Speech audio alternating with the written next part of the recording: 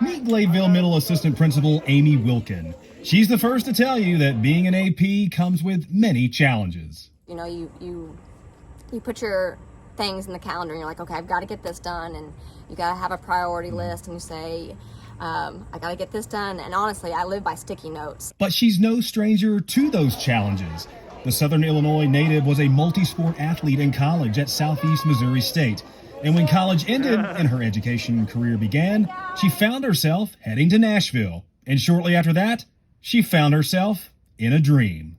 My friends and I moved down to Nashville, and she said, Amy, you're never going to believe this. There's a women's professional football league down here. And I was like, you have got to be kidding me. The Nashville Dream, that is. It was a women's professional football team, and they began play in 2000 and competed in the National Women's Football League.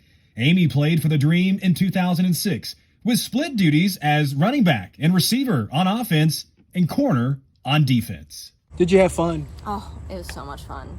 I mean, we went down to Dallas, Texas, Panama City, Florida to play.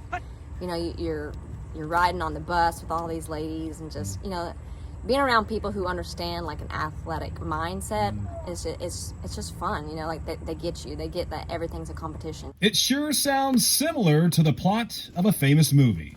There's no crying in baseball! In fact, Amy draws comparisons to that movie as it related to the Dream.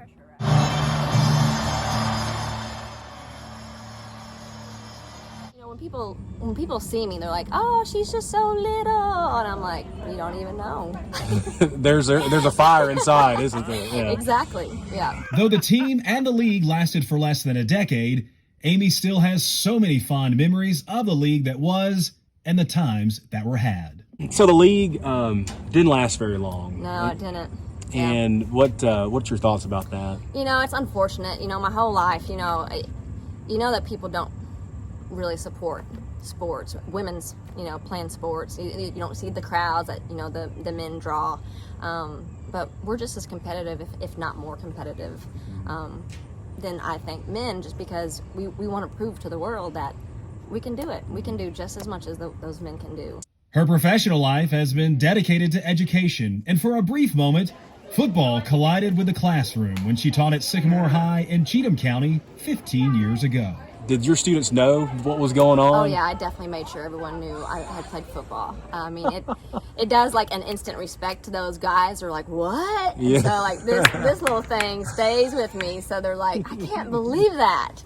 Those who know her best have a complete understanding of her competitive spirit and desire to make an impact on students' lives. Her playing football in the past gave her, you know, kind of a fire for life, and she kind of brings that to the classroom and that, you know, competitive nature.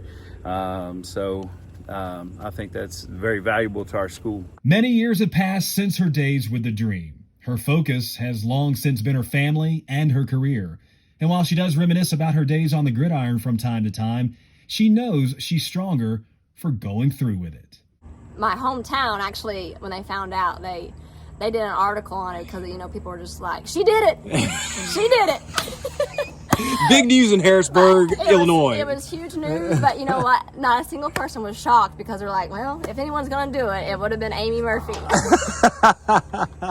As for some very useful advice, well, she has some for any student or student athletes in our district. They have to put their academics first because you're not going to have sports for the rest of your life. I mean, the percentage of people playing professional is so small, and I'm not telling them to give up on that dream, because if they really, really want it, they're going to have to really, really work on it and go after it. But you do have to have a backup plan with academics.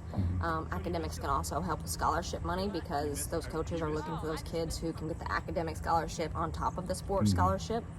So I just, you know, I tell them, like, if you want it, you got to work for it. Still got the wheels, huh? Oh, I can beat anyone. We want to say thank you again to Amy for sharing her story. Very inspirational. We had a lot of fun with that. All right, coming up tonight, high school football all across the state when it comes to teams in our district. Well, you have Wilson Central heading over to Mount Juliet. You have Lebanon going down to Lincoln County. Green Hill High School, they will host White County. And then Watertown, they will hit the road and travel to Upperman. Hope you have a great weekend, folks. Be safe, be healthy, be well. We'll talk to you again real soon. I'm Bart Barker for Wilson County Schools.